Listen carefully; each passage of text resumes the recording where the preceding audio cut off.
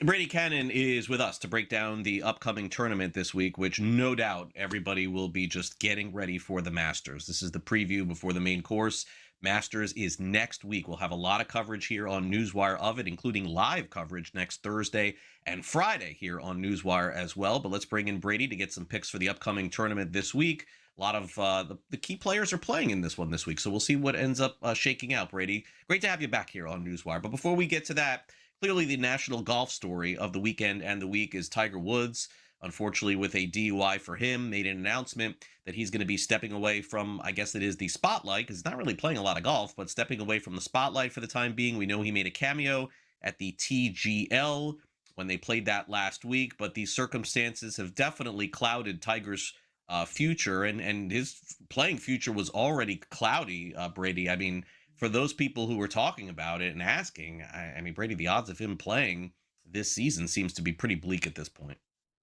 Yeah, before this incident, I did an interview with a good friend of mine, Dave Tyndall from the UK, and he was asking a number of people's opinion on would Tiger play in the Masters, and then secondly, would he make the cut? And my answers were yes and no. I thought he would, after that appearance on TGL, I thought he would try and play in the Masters.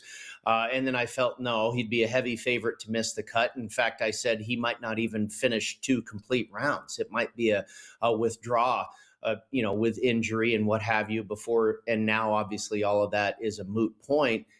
But it's kind of along the same lines. He didn't even complete two rounds, right? I think I don't know if we're ever going to see if he's going to play again. Craig, does he play on the Champions Tour, the Senior Tour? I would think maybe he gives that a shot. Plays in a major. I mean, he's going to obviously probably try Augusta at some point again. But Yeah. does he play in a regular tour event? I don't TGL maybe. I don't know. I think slim and none are the times we're going to see Tiger Woods in any sort of regular, true competition, I believe, at this point in his career. Yeah, and he said it himself. He's got to get himself healthy, and that is not something Yeah. that happens in a month or two or five. I mean, I would be hard pressed to predict that he'd play even in the British Open this year, but I guess we'll see. Okay, let's go back to the Houston Open real quick. Congrats to Gary Woodland, 21 under par. He ends up winning.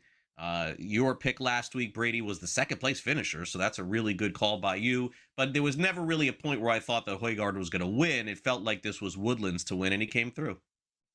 Yeah, and great for Gary. What a story. I mean, it maybe overshadows the Tiger Woods, sadness a little bit, and that's a good thing. The Woodland story is such a remarkable, the brain surgery and to win a PGA Tour event. And you look behind the scenes and some of the fear and anxiety that he went, this tumor that was on his brain was directly affecting the part of your brain that deals with fear and anxiety. And for no other reason than an ailment, he was scared to death all the time.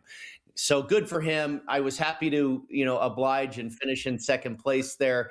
I thought maybe he would overtake Woodland going into the final round, but good for Gary. He hung tough. He didn't crumble, and good for him. And now he's in the field next week at Augusta National. Yeah, that's really cool for Woodland to capture a PGA Tour win. All right, Brady, let's see if we could capture a win heading into the Masters, and then we're going to have to lean on you pretty heavy next week. So we've got probably, I would say, 3/4 or half of the big names of the field playing in this one. The rest are going to wait till next week, like Scotty, Rory, and the others. But Tommy Fleetwood and Ludwig Oberg, those are the favorites going into this week, and everyone knows them. They're going to be among the top 10 favorites, I would say, going into the Masters next week as well. But as you can see, there is no 3-1, 4-1, 8-1, 10-1 wide open field, Brady, this week.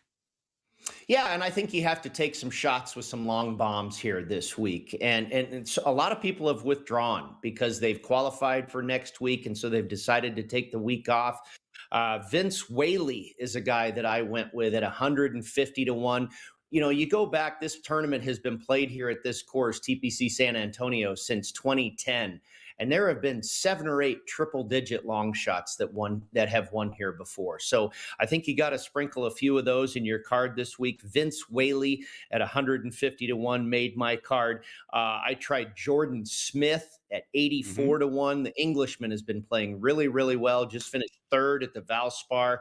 Alex Noren is on my card this week. Thorbjornsen, Sepp Straka, very popular pick, one of the closer guys to the top of the board this week. And then finally, Siwoo Kim at around 20 to 1, Craig. I really like that pick. Nobody talking about him as far as one of the shorter price guys.